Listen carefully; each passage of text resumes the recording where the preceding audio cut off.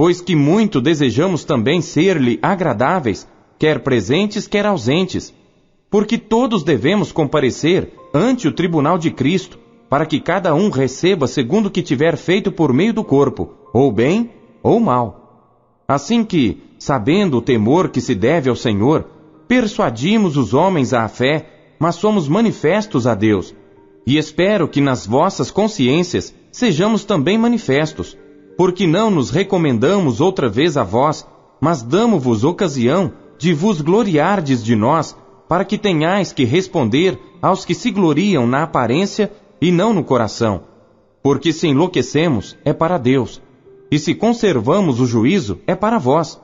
Porque o amor de Cristo nos constrange, julgando nós assim, que se um morreu por todos, logo todos morreram.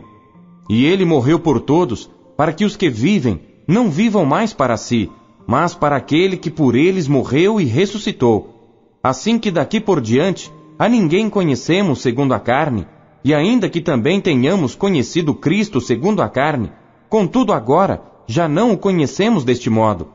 Assim que, se alguém está em Cristo, nova criatura é. As coisas velhas já passaram, eis que tudo se fez novo. E tudo isto provém de Deus, que nos reconciliou consigo mesmo por Jesus Cristo, e nos deu o ministério da reconciliação. Isto é, Deus estava em Cristo, reconciliando consigo o mundo, não lhes imputando os seus pecados, e pôs em nós a palavra da reconciliação. De sorte que somos embaixadores da parte de Cristo, como se Deus por nós rogasse. Rogamo-vos, pois, da parte de Cristo, que vos reconcilieis com Deus. Aquele que não conheceu pecado, o fez pecado por nós, para que nele fôssemos feitos justiça de Deus. Capítulo 6. E nós, cooperando também com ele, vos exortamos a que não recebais a graça de Deus em vão, porque diz: ouvi-te em tempo aceitável, e socorri-te no dia da salvação. Eis aqui agora o tempo aceitável, eis aqui agora o dia da salvação. Não dando nós escândalo em coisa alguma, para que o nosso ministério não seja censurado, antes como ministros de Deus, tornando-nos recomendáveis em tudo, na muita paciência, nas aflições, nas necessidades, nas angústias, nos açoites, nas prisões, nos tumultos, nos trabalhos, nas vigílias, nos jejuns, na pureza, na ciência, na longanimidade, na benignidade, no Espírito Santo, no amor não fingido, na palavra da verdade, no poder de Deus, pelas armas da justiça, à direita e à esquerda, por honra e por desonra, por infâmia e por boa fama, como enganadores e sendo verdadeiros, como desconhecidos, mas sendo bem conhecidos, como morrendo, e eis que vivemos, como castigados e não mortos, como contristados, mas sempre alegres, como pobres, mas enriquecendo a muitos, como nada tendo e possuindo tudo. Ó Coríntios, a nossa boca está aberta para vós, o nosso coração está dilatado. Não estáis estreitados em nós, mas estáis estreitados nos vossos próprios afetos. Ora, em recompensa disto, falo como a filhos, dilatai-vos também vós. Não vos prendais a um julgo desigual com os infiéis, porque que sociedade tem a justiça com a injustiça? E que comunhão tem a luz com as trevas? E que concórdia há entre Cristo e Belial? Ou que parte tem o fiel com o infiel? E que consenso tem o templo de Deus com os ídolos? Porque vós sois o templo do Deus vivente, como Deus disse: neles habitarei, e entre eles andarei, e eu serei o seu Deus, e eles serão o meu povo. Por isso saí do meio deles, e apartai-vos, diz o Senhor, e não toqueis nada imundo, e eu vos receberei, e eu serei para vós pai, e vós sereis para mim filhos e filhas, diz o Senhor Todo-Poderoso. Capítulo 7. Ora, amados, pois que temos tais promessas, purifiquemo-nos de toda a imundícia da carne e do espírito, aperfeiçoando a santificação no temor de Deus. Recebei-nos em vossos corações. A ninguém agravamos, a ninguém corrompemos, de ninguém buscamos o nosso proveito. Não digo isto para vossa condenação, pois já antes tinha dito que estais em nossos corações para juntamente morrer e viver. Grande é a ousadia da minha fala para convosco, e grande a minha jactância a respeito de vós. Estou cheio de consolação, transbordo de gozo em todas as nossas tribulações, porque mesmo quando chegamos à Macedônia, a nossa carne não teve repouso algum, antes em tudo fomos atribulados, por fora combates, temores por dentro. Mas Deus, que consola os abatidos, nos consolou com a vinda de Tito, e não somente com a sua vinda, mas também pela consolação com que foi consolado por vós, constando-nos as vossas saudades, o vosso choro, o vosso zelo por mim, de maneira que muito me regozijei. Porquanto, ainda que vos contristei com a minha carta, não me arrependo, embora já me tivesse arrependido, por ver que aquela carta vos contristou, ainda que por pouco tempo.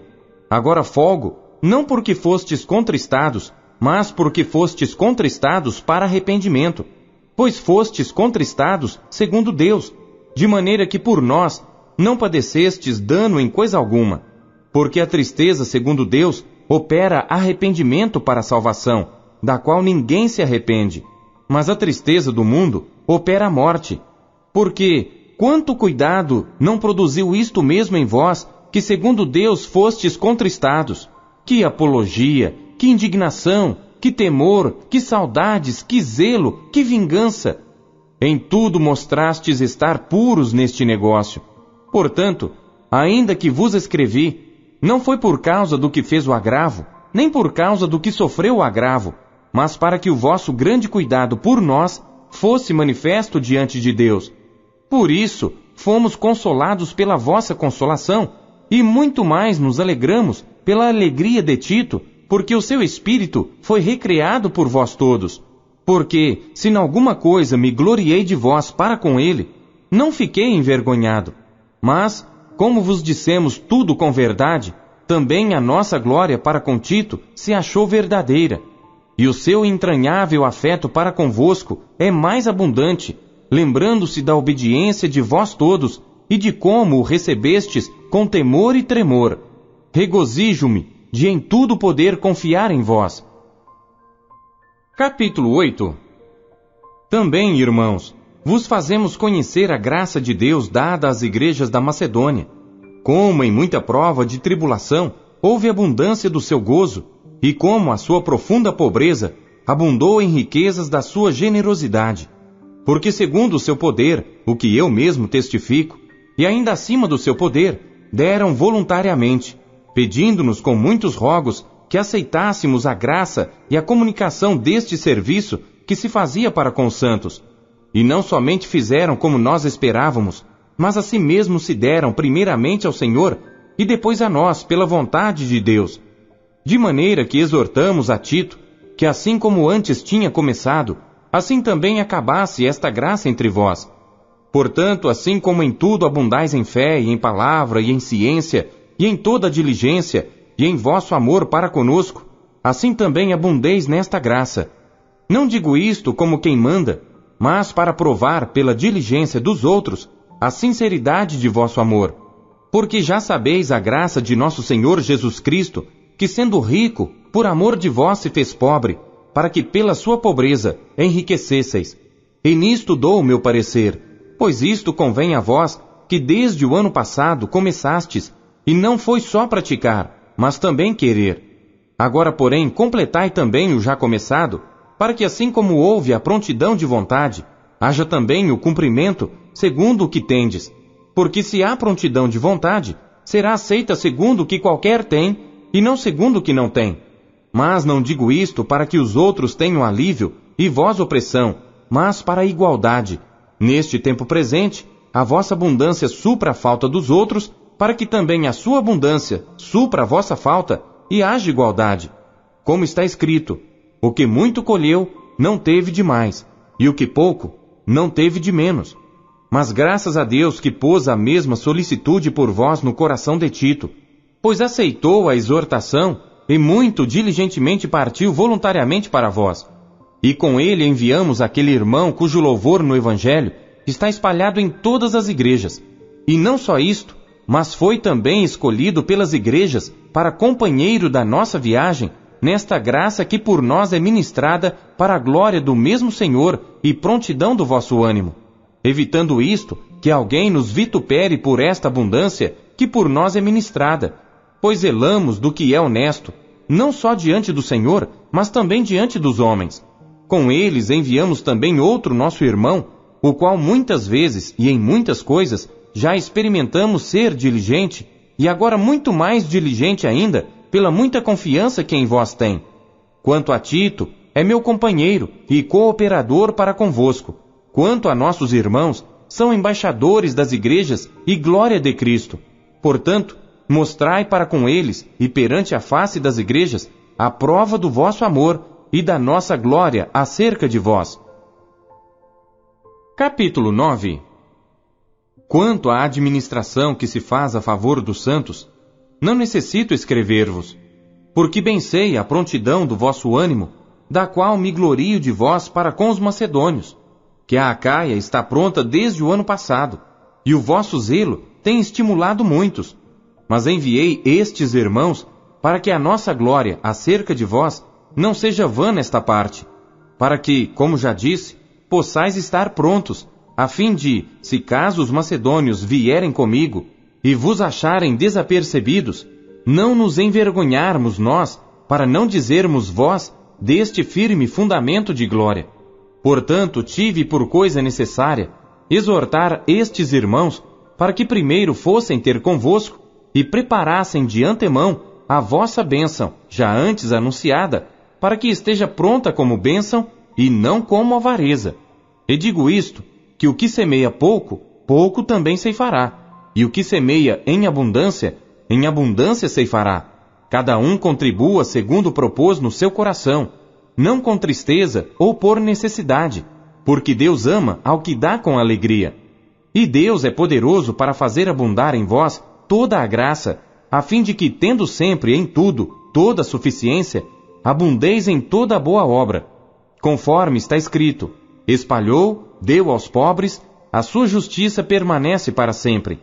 Ora, aquele que dá a semente ao que semeia, também vos dê pão para comer, e multiplique a vossa sementeira, e aumente os frutos da vossa justiça, para que em tudo enriqueçais para toda a beneficência, a qual faz que por nós se deem graças a Deus. Porque a administração deste serviço não só supre as necessidades dos santos, mas também é abundante em muitas graças que se dão a Deus. Visto como, na prova desta administração, glorificam a Deus pela submissão que confessais quanto ao Evangelho de Cristo, e pela liberalidade de vossos dons para com eles e para com todos, e pela sua oração por vós, tendo de vós saudades por causa da excelente graça de Deus que em vós há. Graças a Deus, pois, pelo seu dom inefável. Capítulo 10.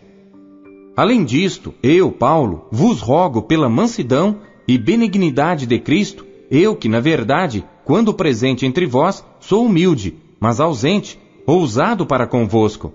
Rogo-vos, pois, que, quando estiver presente, não me veja obrigado a usar com confiança da ousadia que espero ter com alguns que nos julgam como se andássemos segundo a carne. Porque andando na carne, não militamos segundo a carne, porque as armas da nossa milícia não são carnais, mas sim poderosas em Deus para a destruição das fortalezas, destruindo os conselhos e toda a altivez que se levanta contra o conhecimento de Deus e levando cativo todo o entendimento à obediência de Cristo, e estando prontos para vingar toda a desobediência quando for cumprida a vossa obediência,